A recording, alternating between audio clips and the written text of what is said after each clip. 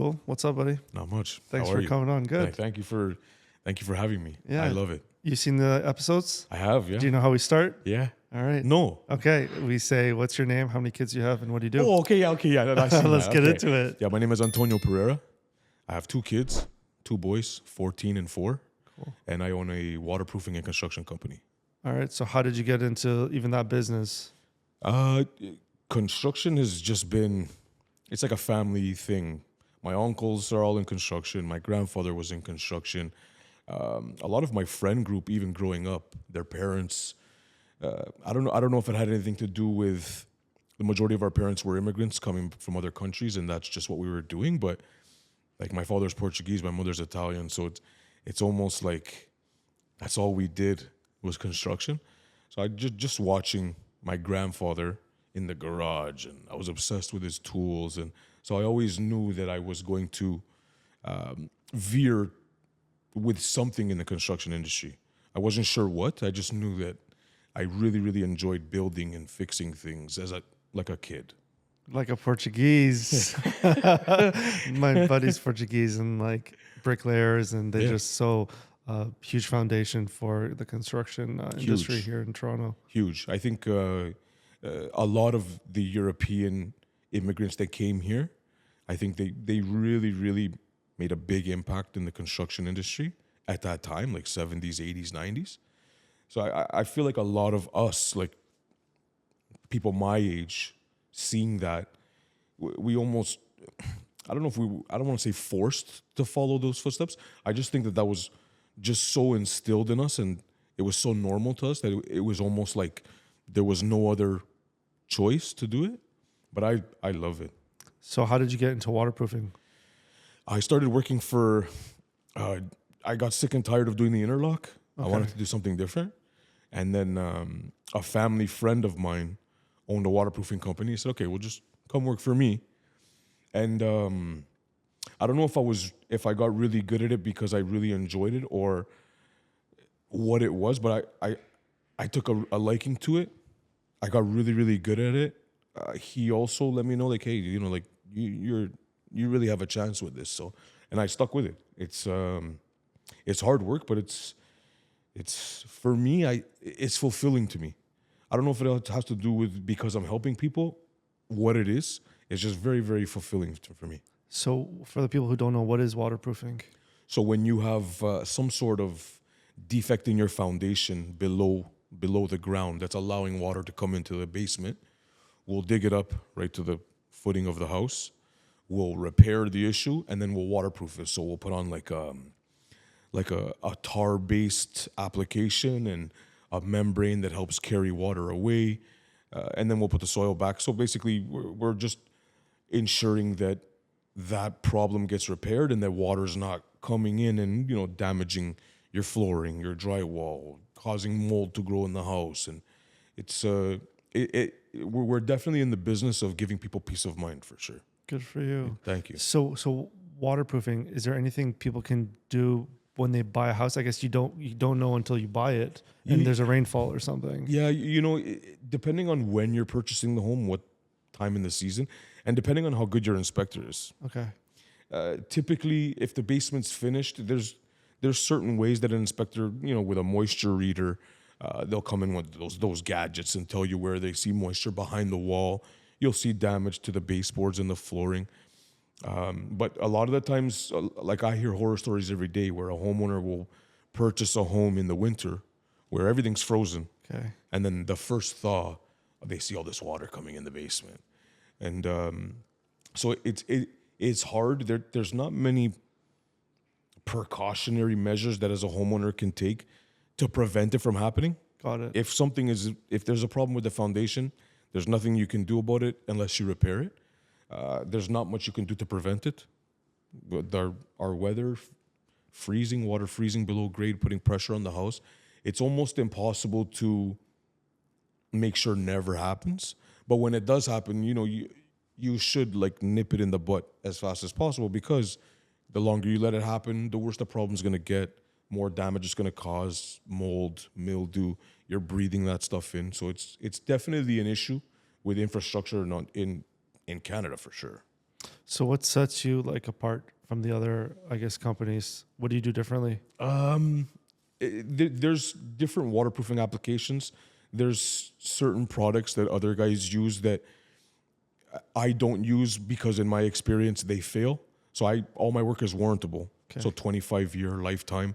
So I'm not going to utilize a product where I won't feel comfortable that after 5 years the problem isn't going to come back. I don't want to work for free. I don't want to pay my guys to redo a job. So I feel like that separates us from guys who use different products. Some guys don't give a warranty at all. Those are usually the guys that doing like the lackluster work anyways. And just in business alone, there's a lot of business owners that just don't care about giving them the peace of mind, or they're cutting corners. They're just trying to make the quick buck. Waterproofing is not cheap to begin with. So if you're competitive, you're still making money where you shouldn't have to cut corners or use like lackluster products, and you should be able to give a warranty on your work. So I think those definitely separate us. And I got a bunch of young guys that work for me too, like 19, 20-year-old, where you don't see that anymore. Yeah. You don't. When I was 19, 20, you did. Now you don't. So it's, I think that definitely separates us from that too, from other people. So how old were you when you had your company, and did you have your kids? I've had a couple companies that failed just because I wasn't ready mentally and I just wasn't in the right headspace. But I started my first company in 2010 when my son was first born. Okay. So literally he was born in December, and in March of basically 2011, I started my first company.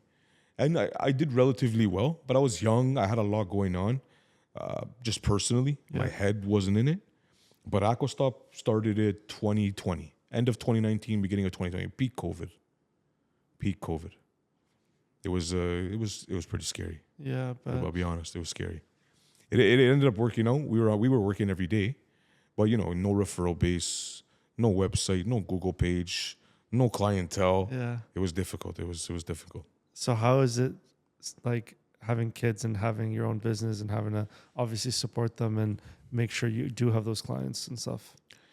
I feel like my business, like when you're trying to grow your business, it takes up so much of your time that I feel like I have made huge sacrifices with time with both of my kids, my oldest especially, because when my oldest, my business didn't last very long, so I ended up having to go work for somebody else, and we were working 6 days a week, 14 hours a day.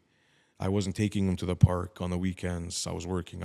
I missed first steps. I missed first words. So I've definitely made, and now even with my youngest was born in 2021. COVID baby. Yeah, COVID baby, right? Yeah. So I definitely lost a lot of time with him as well in the earlier years.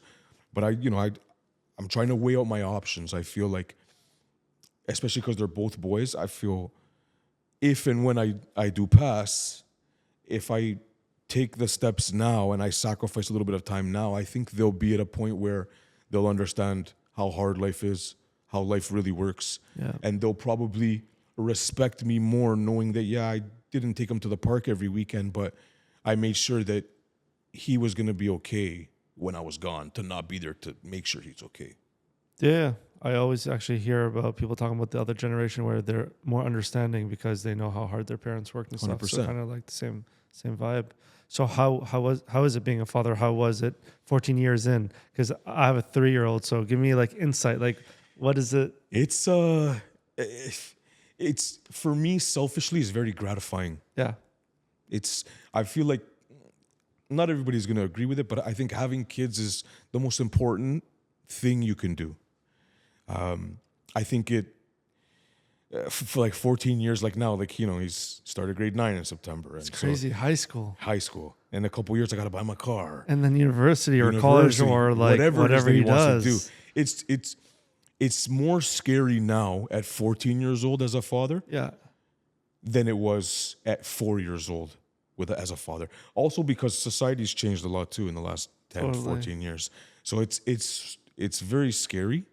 But it's also like he's not a baby anymore. So now I can really, really talk to him about life and really, really teach him what life consists of, what I think is important in life. And like I could see his brain working and moving and really, really starting to grasp concepts about life. So I think 14 years in, I think you'll be just as excited as I am. That's cool. Scared but excited, you know?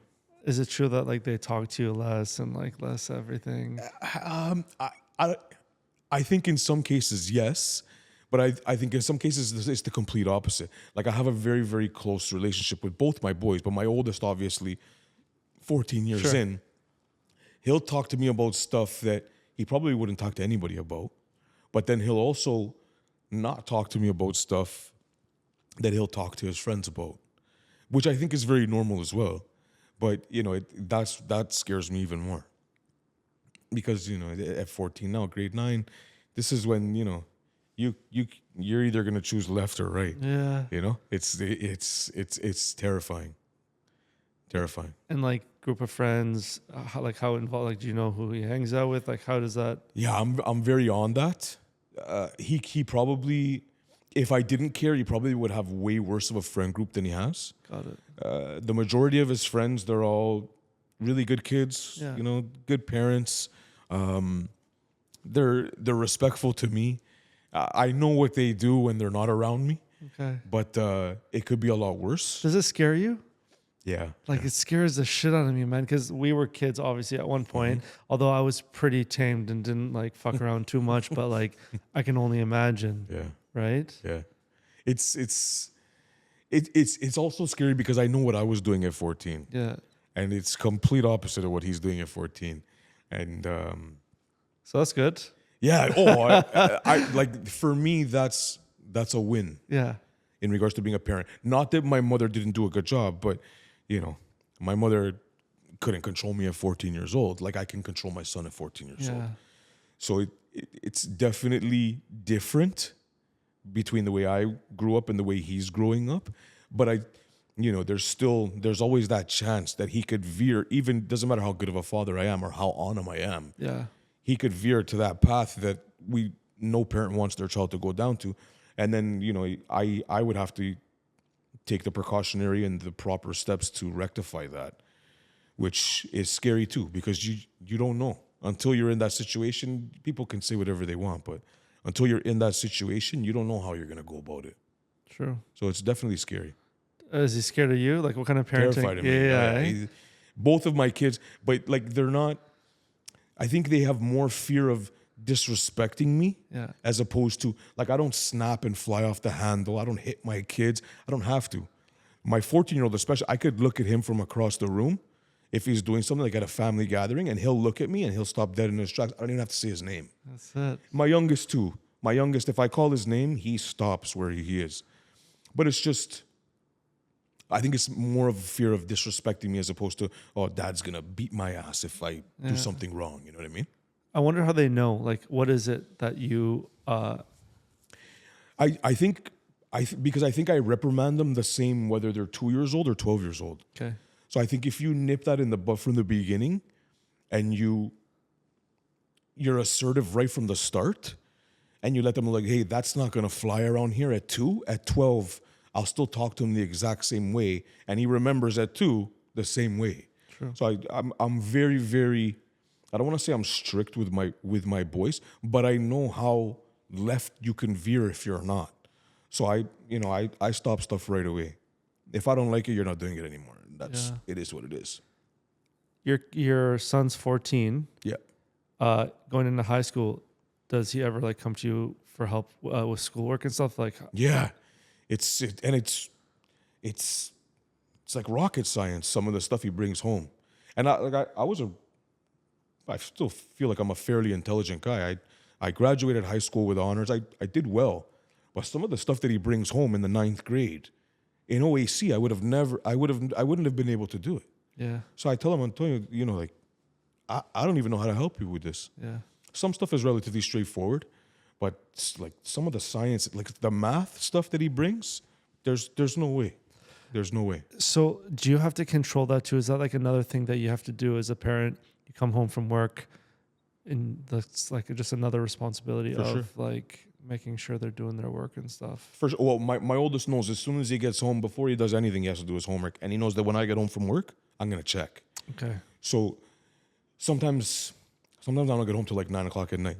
So he got time. So he's got time to do his work, and he knows that one of the first things I'm gonna do is, Antonio, do you have homework? Did you do it? Let me see it. Sometimes I don't even know if it's the right answer. I don't know how he got it, but the important thing is that he knows that I'm gonna check. Yeah. So it's definitely an added responsibility. And my 14-year-old, I have full custody of him. Yeah. Like he's with me every day, all day. 14-year-old? My 14-year-old. Okay. My 4-year-old, I've got joint, co-parent very well.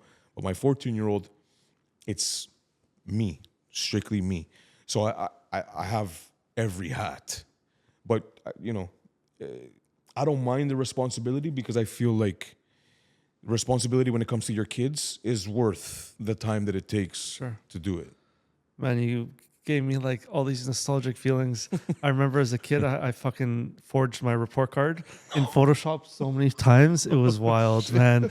Like, it was crazy. The shit I had to take my mom through, man. Oh, yeah. But the key thing was I had to obviously pass at the end of the year. And I remember I had to go to summer school and I had like a 49. I failed. But she wasn't there, man. She wasn't there on the last day of school. Like, how can you be a teacher not there for the last day of school? I made them call, spoke to her, and like she ended up passing me. But I really like pushed the fucking buttons, man. That was just wild. Okay, so you co-parent, and then you have full custody. Yeah. So many questions. Different moms. Okay. How is that whole even dynamic? Just even having full custody, then having a gap between the brothers, your sons. Yeah. And even having two different partners, do they even talk to each other? Like, give me whatever scoop you want to give me. For me, it's two completely different scenarios. So I first off, I never planned on having my second son at all. He wasn't planned by either of us. But with my oldest, the co-parenting was completely different with my oldest son's mother to my youngest son's mother. My youngest son's mother and I are best friends. Okay. We're just not compatible in a relationship, but if she needs me, she knows I'm there. I'm very, very active in his life. She doesn't give me any problems in regards to seeing him. She lives 5 minutes down the road. So we co-parent very, very well. And I think that is very important. My oldest son's mother, she has her issues. It took 7 years of going to courts, begging judges to remove him from the situation that he was in. I finally got it in 2022 with an emergency order to remove him. But there's no co-parenting there at all. Okay. So the dad life for me are completely different with both kids, which I think the issues that I had with my oldest son and the things that I learned the hard way have made me an even better father to my youngest son, and also made me a better co-parent to his mother as well. So I think it's very important to be able to co-parent. I'll never understand men that have children that don't want to be a huge impact in their child's life. You don't have to be with the mother to be a good father.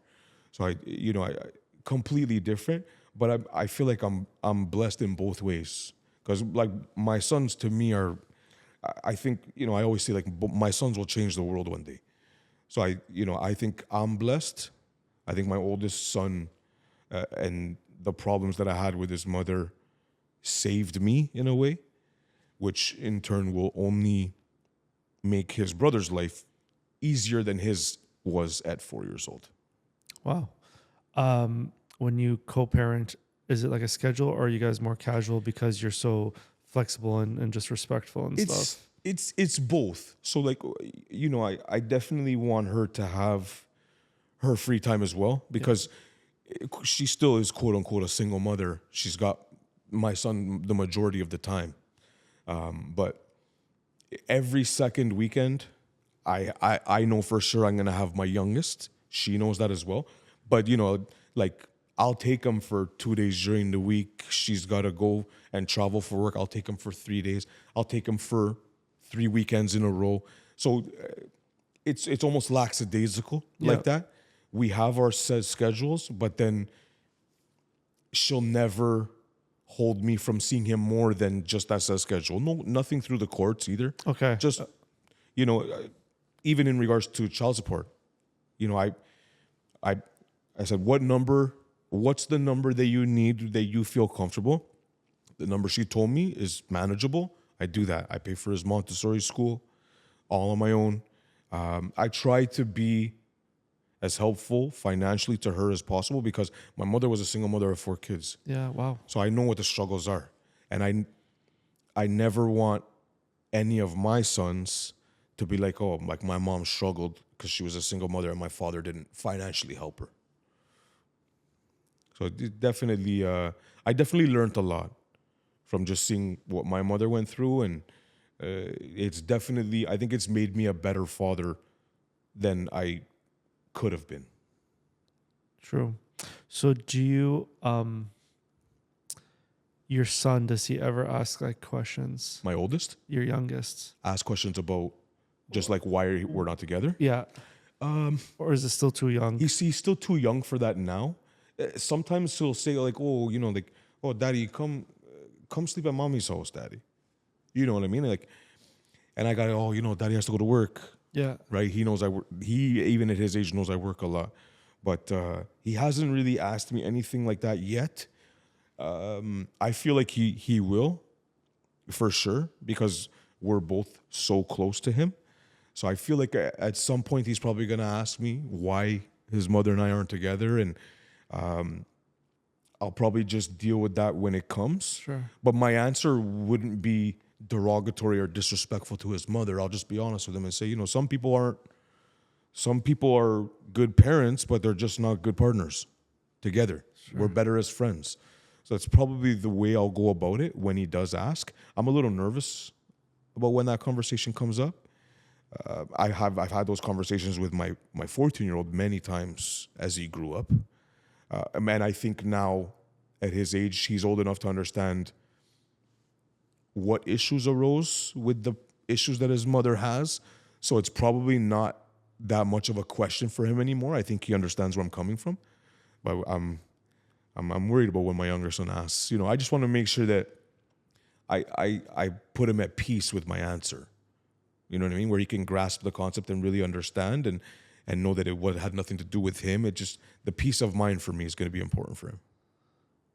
It's a lot. It's a lot. It's a lot. Like you have 2 worlds and like a lot of things to manage. Yes. How are your sons together? Amazing. Does your older one like miss the younger one? Honestly, they're best friends. And you would think that it wouldn't be because there's 10-year age gap. Yeah.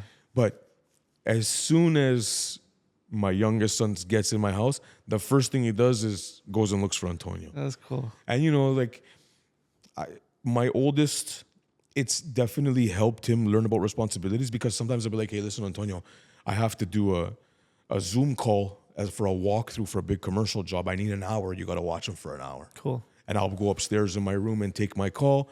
And, he's such a good older brother.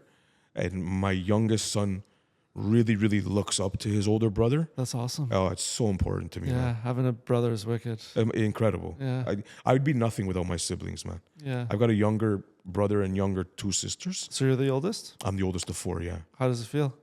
Feels good. Yeah. It feels good. I'm at a point in my life where I can definitely take on that. I took on the man role at 14, but now, I know my younger sisters will come to me if they need something. My brother will come to me if they need something. My mother will come to me. I've definitely taken on that man role, but my life would have sucked without my siblings, I think. Yeah. I'm so thankful for my siblings. That's cool, man. Yeah. So your mom was a single mom. Like, how did that affect you even? My mother is an amazing mother. She loves her kids more than anything. And, I've watched her work like, 2, 3 jobs, night job in a factory, her regular day job. We struggled.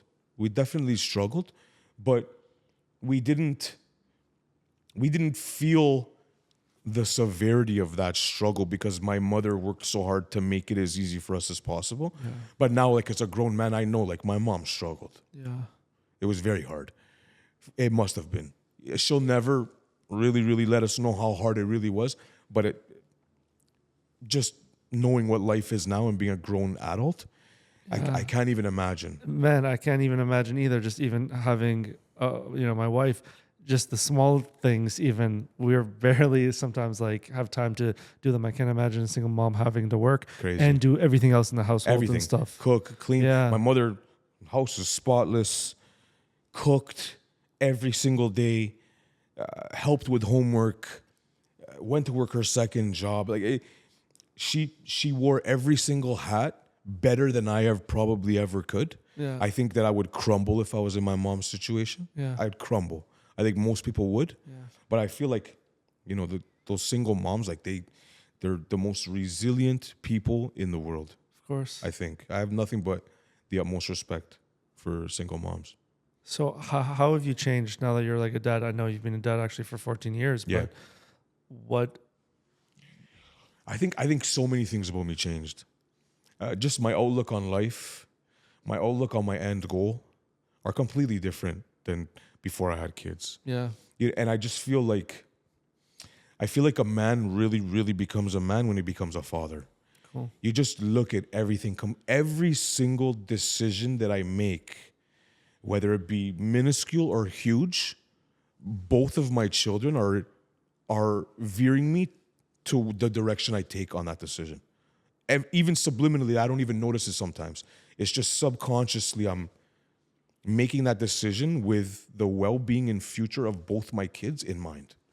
And which I think I obviously would have never had. Who knows where I would have been. If my oldest son was not born, I have no idea where I would be right now.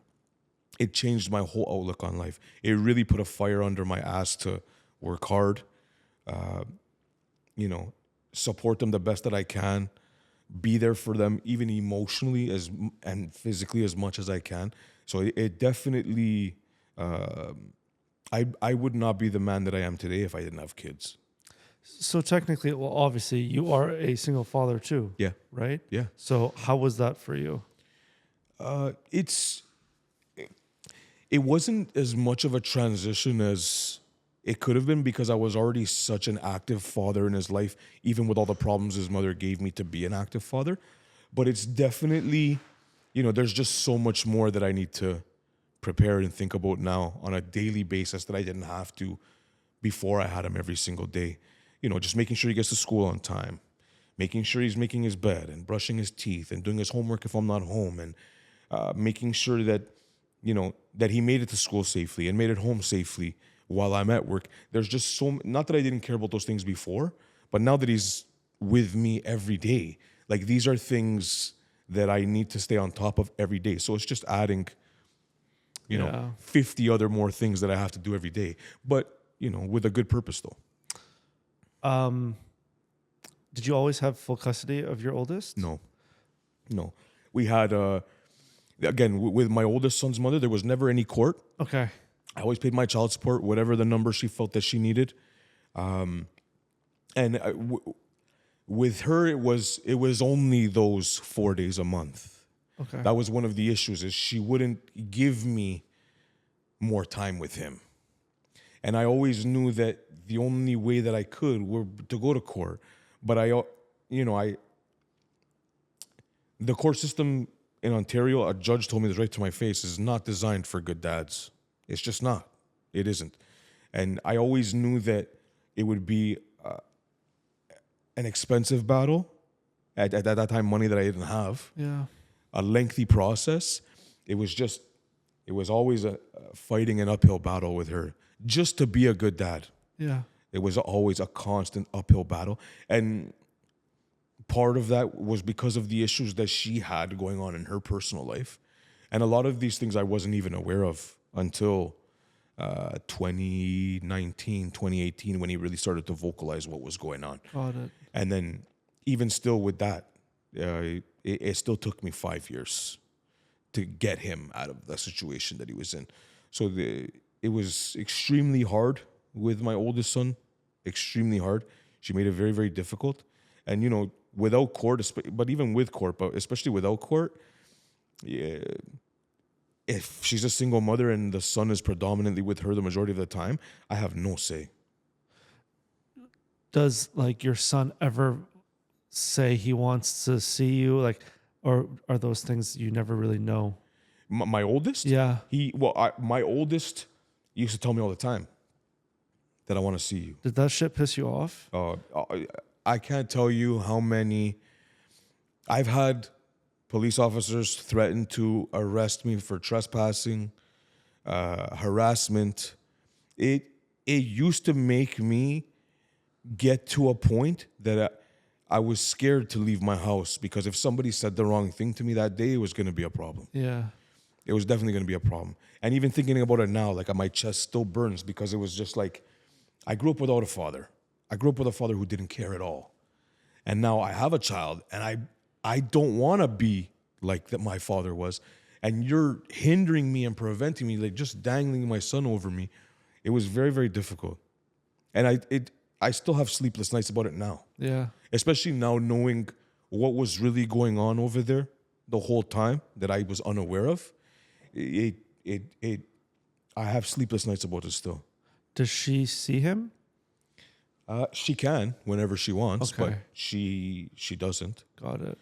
She for her it's as sad as it is to say, and I don't want to put her dirty laundry out there, but I think part of the reason why she wanted my son around so much was just for the child support money. Got it. You know, because now it's, in my eyes, it's clear that if Antonio was what was important, you would be seeing him all the time. Yeah. And she only lives 10 minutes. My youngest son's mother lives 5 minutes here. My oldest son's mother lives 10 minutes here. And she's seen him once since Christmas Day. Got it. So, and obviously, like, she was an amazing mother. When my son was first born, she was an amazing mother and a completely different person than she is now. She has her issues and her problems, which have turned her into the person that she is today. So I don't want to, she wasn't like that. Yeah. When she first had her son. She had her own personal issues that changed everything about her. But for the first 3 years of my oldest son's life, she was an amazing mother. Incredible mother. Incredible. Yeah. So like I can't knock her and say, like, she did what she had to do. She was a great mom, and she was a stay-at-home mom too. I was working every day. She did a lot of it on her own at the beginning. She was a great mom. It just didn't last. Sure. Still a lot. Like, that's still a lot of logistics to kind of like handle, right? It is, yeah. Wow. Part of the reason why I moved from Toronto to Hamilton was because when we divorced, she moved to Hamilton because her family was there. And I was driving from Toronto to Hamilton constantly. So I said, I want to be closer. Closer. Good for you. Yeah. So I upleft everything, my whole life down there and my whole family down there. And I moved up to Hamilton. And not like saying it's even a priority for you, but do you like date, or is that shit like not even I wish a I thing? did. I'll be honest. Yeah. Like, I've been single for a long time. Yeah. Even like... Were you ever married to any of them? Yes. I was married to my oldest son's mother. Okay. How is it being single? Like, did you feel like you were back? It's hard because, like, being single now as a father of two and a business owner is completely different than being single before all that. Totally. So, like, it's not that I'm not capable or able to make time for somebody who I feel is deserving of my time. Yeah. It's just very, very hard to find that person who is going to be cool with me, working 7 days a week, but also being a father 7 days a week to two kids. Some women I feel like will look at that and be like, okay, this guy runs a business. He's constantly working. He has two kids. He's never going to have time for me. Got it. And you Okay. can't blame them Yeah. for Okay. thinking that.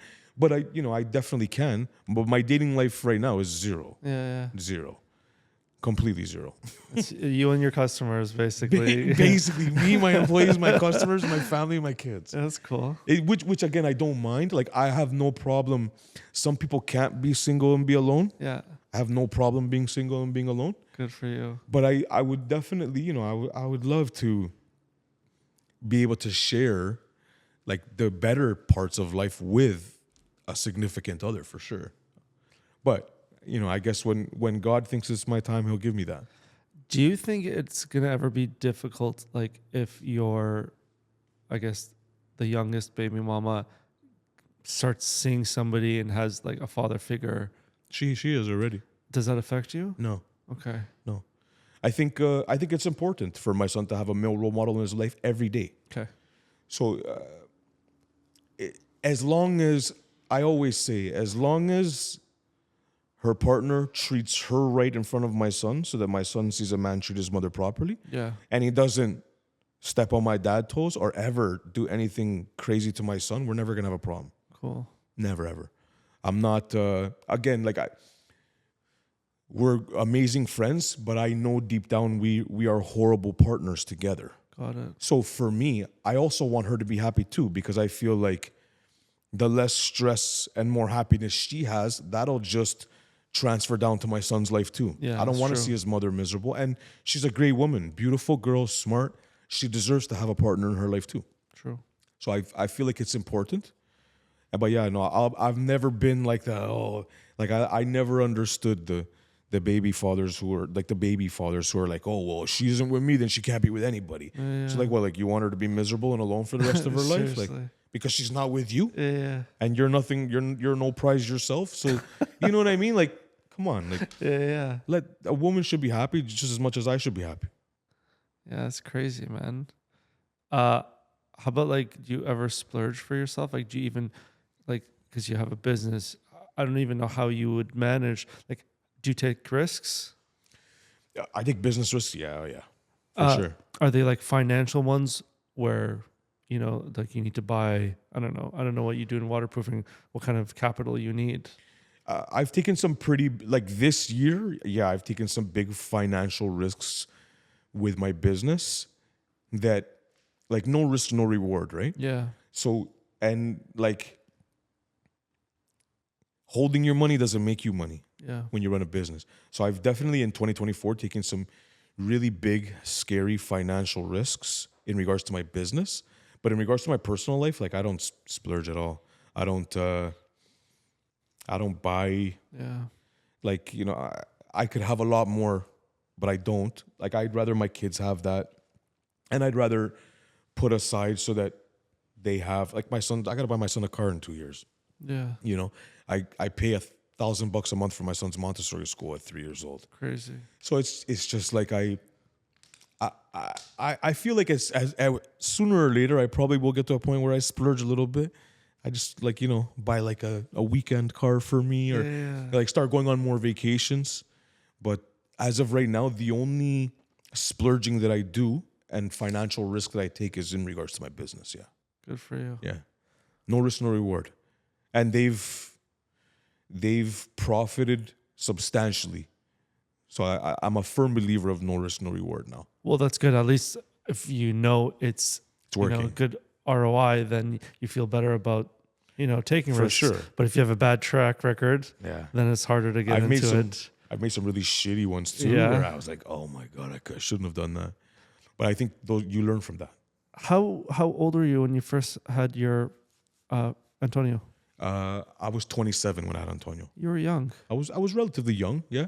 I mean, I had friends in my friends group that were having kids at like 23. Most of my Portuguese friends, man, had them young. Young, very young. Yeah. A lot of my European friends got married young and had children young. Yeah. So like 27 for me, I thought like it was like my mother was like, Antonio, like, what are you doing? Yeah. But I feel like I had him at a good age. My youngest, I wasn't planning on having a child at 36, 37 years old. But again, blessed regardless. Blessed regardless. That's pretty dope. How much time do we have, Graham? Oh, we have 20 minutes still. What do you want? What can you tell me? Like what? Usually, I like to get. Sometimes I don't ask the right questions because I don't know what you've experienced and anything valuable you could share with me. I think And think of it as me as like I'm a dad of 3 years old and I've experienced things, yeah. but I truly don't know what the future holds. And I think whatever vision of dad life you have right now in 5 years is going to be completely different. yeah, But I think you're like again subconsciously you're gonna learn and tweak as you go.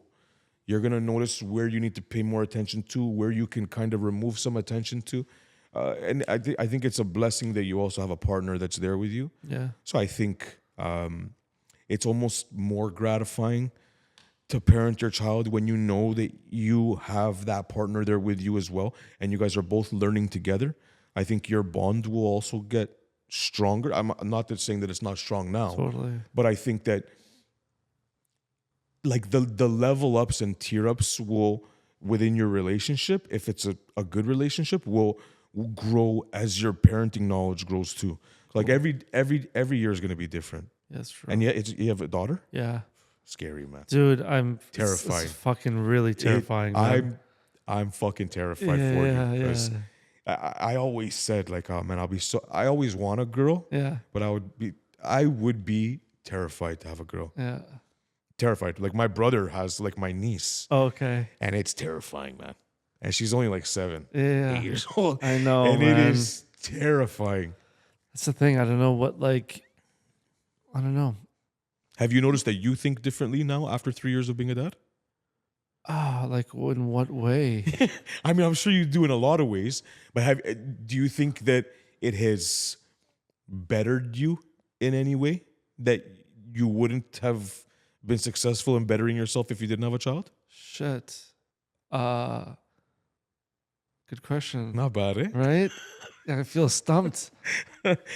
There's such a like when you're single, man, and don't have kids, time is just flexible. You can grab it anytime you want. Now it's like bang, bang, bang. You have that window to get what you need. So more efficient for sure. Patient, I guess, yes. Like I try to become patient more and more every day because sometimes they just fucking suck the energy out of you, and the day didn't even start yet, and then midday you feel bad, and then I pick her up, and I'm like rejuvenated, and then she'll just fucking have a shit fit on the road, flat out, just crying, and it's just like that's not what I planned. So like I try not to think too far ahead, like when she's gonna be a teen, because I do have nieces and stuff, and they're amazing. Yeah. So truly, I think it's how you raise them and stuff. But I don't know. I don't want to be that dad who drives them to do crazy shit, because I think that will affect how they turn up. 100%. At the same time, you do want to have rules and set like I don't think I'm gentle parenting. I don't think like sometimes I do raise my voice, but it's just like hey, kind of thing. My dad had eyes that just piercing eyes that you wouldn't fuck around with. Yeah, I try, but I don't know if it's as good as my dad's. You got it. You got it for sure. Yeah, I don't know. I can't I don't know if kids understand the gentle parenting sometimes, man. I don't think it works, man. I'm not gentle with my kids at all. Yeah, like I'm not. I curse around my kids. Yeah. Like I especially with my oldest. Like I was like, what the fuck are you doing? Yeah. Why would you do that? I'll talk to him like he's a grown man. Because it feels more real. It is more real, though. Better, right? It is more real. Like you're never gonna want to be soft when you're trying to teach somebody a lesson. That's not how you instill something in somebody's mind with being soft. Yeah, it's not gonna happen. I feel like I'm also a lot more brash. I think because the construction industry is so brash, and there's no room for stupidity in the construction industry. Yeah. So I don't have room for stupidity in my house either. Totally. I think that's helped me. But yeah, the gentle parenting thing for me, like it's cute, but it's I don't think like longevity. I don't think it's best course of action. I just don't. Yeah. I'll never agree with it. I don't know. Sometimes I just feel like they won't get it. They won't. And I do know they say, like, yelling doesn't really, it shuts off something in their brain where they're not going to absorb it. But sometimes I just feel like it works better. And for me, she's 3, so I don't really have that Of course. experience, right? So Yeah. I don't know. But I do feel that, I don't know, being real is just more realistic. 100%. I think some of the most important things I've ever learned were yelled at me. Yeah. You know what I mean? Woke me right up, stopped me in my tracks. Like, I'll raise my voice for sure. Like, I'll just change the tone. I'm not screaming at the top of my lungs, but the way I say their name, Yeah. they'll know, okay, Is this enough. is either a serious conversation or dad's gonna fuck with me now and play a game. True. You know what I mean? But yeah, no, I think you have to be assertive and you have to assert dominance when you're a parent, especially a father. For sure. Yeah. You have to. Does your older son know what he wants to do? He's got so many things that he wants. Like, obviously, he veers towards the construction, and he always says like, "Oh, Dad, I wanna run your business one day." You know what I mean? But he also is like so super intelligent when it comes to tech and computers and gaming, and like very, very artistic. So I know that sometimes he kind of veers towards potentially wanting to, like, create some sort of video game or work with computers. So he's right now, I think he's too young to really, I think he's got a few things that he would love to do, but I think he has to find what really sticks with him. But he like my youngest, he loves Home Depot and he wants to come to the shop with me and hold tools. And I feel like he is gonna veer probably more so towards construction. But I'm also at a, like my oldest son, like I didn't have a thriving, successful business in the construction industry when he was 4 or 5. But with my youngest, I do. So I feel like that is also encompassing more of my life, which will in turn encompass more of his. But yeah, I'm excited to see what they do. That's cool. I'll support them regardless, whatever it is. If that's what you want to do, you don't have to be a millionaire for it. But if you live a gratifying life working at no frills and that's what you want to do, then that's what you're gonna do. Oh boy. Yeah. I feel it's important. You gotta be supportive. Sure. Yeah. I'm like, he doesn't have to live his life for me. He's got to live his life for himself. So whatever is gonna make him happy, that's what's gonna make me happy as a father. Amen. Yeah. Not How bad. much, how much time do we have? I try my best. 47? Cool, Oh man. yeah. One thing that like stresses me out all the time is like with my daughter is trying to teach her stuff and scared not teaching her enough and all that jazz. So that's why I kind of asked that question of like maybe they just figure things out themselves. But I just look at like baseball, for example. Yeah. After a certain age, you can't just put them like they can't be baseball players if they're going to start playing at, let's say, 12 or 13. That's right. Doesn't work like that. Doesn't. So that's one thing where I'm like, what are the key factors that you want to teach them in terms of just skill sets and stuff like that? But one thing I'll say right now, I wish I had is tool skill sets. Yeah. Nobody taught us, like my dad never taught us how to fucking hold a hammer. Yeah. And can't put up a picture frame if my life depended on it. Yeah. Those are like a skill set I wish I had, man, that I think is so valuable. I think it's important for sure. I think it's important.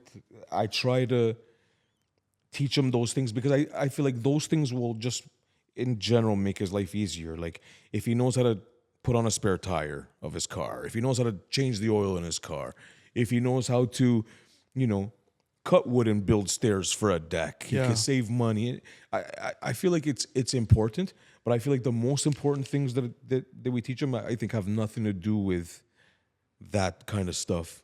I feel like teaching him about principle, about value, about respect, I feel like in turn those will make him a better all-around person than any other sort of hands-on skill that I could teach him, right?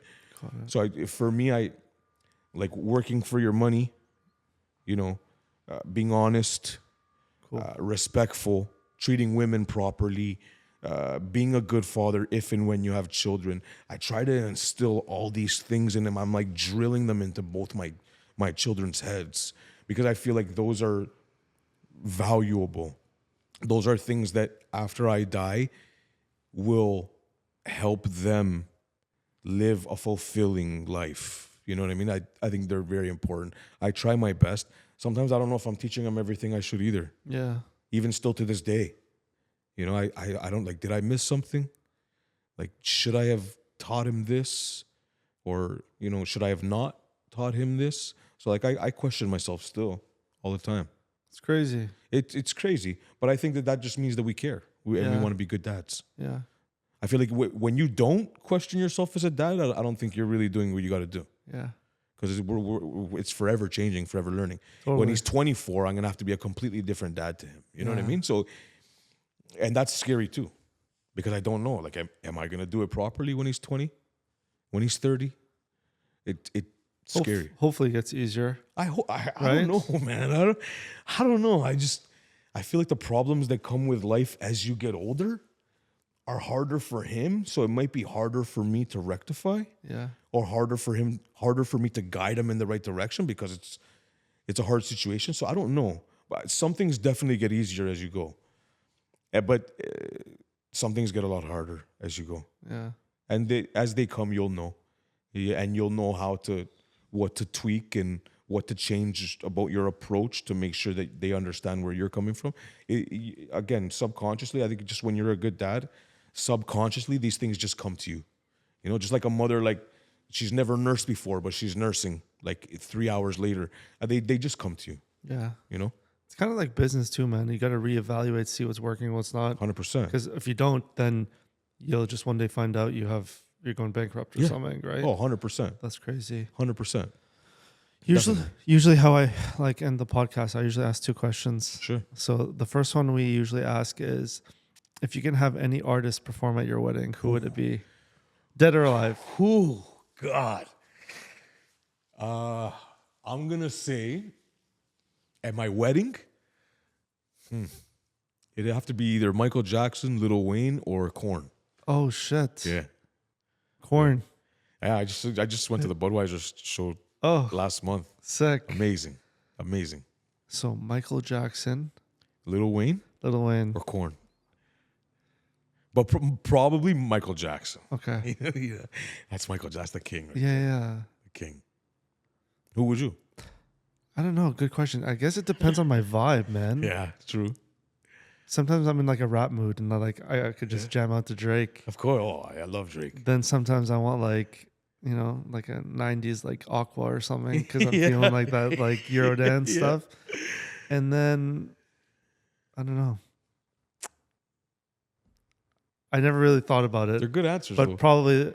probably Drake, just so I can. My goal is to sell Daddy Day Club to Drake, so we'll say Drake, that'd be so that way I dope. can at least meet him and then That would be dope. Pitch him the idea. We should start tagging him. He should be here. That would be amazing. I think that would just be the perfect fit for Drake, man. He already has a Incredible. clothing line. Yeah. He's a dad.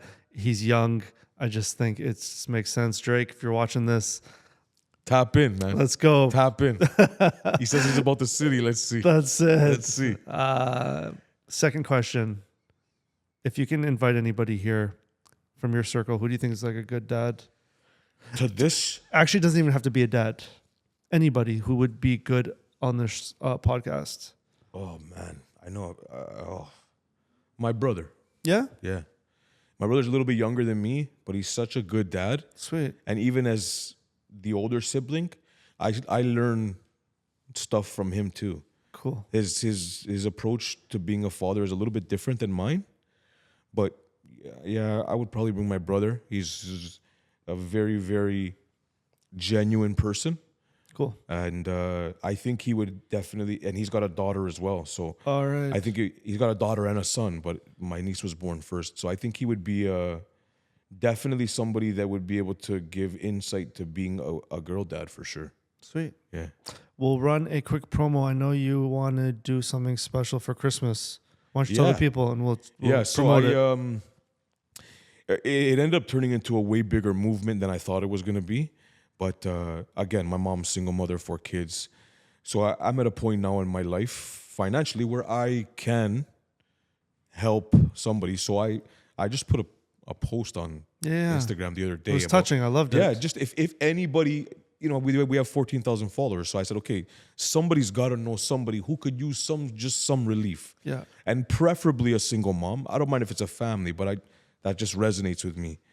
and I just want to support their Christmas this year. So sweet. like whatever's on their kids' Christmas list, I want to get them, a gift card so they can buy Christmas dinner. I want to get their Christmas decorations, their tree. I just want to help. I just want to relieve that pressure off them, right? And the influx of people who, first off, work in conjunction with me every day, who said that they want to contribute, was so heartwarming. I couldn't believe it. Yeah. So it ends up going from one family that I just wanted to try to help, that we're probably going to be able to help about 3 or 4. Amazing.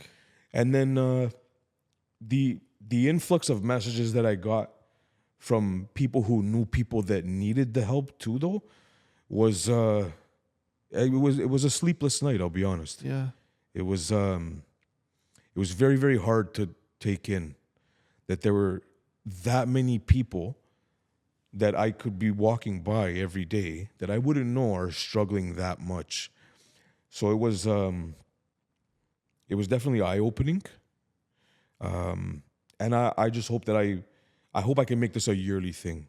So is there a financial goal that you want to reach? How would you know if you reach it? Like what? I don't even like everybody who said that they wanted to help.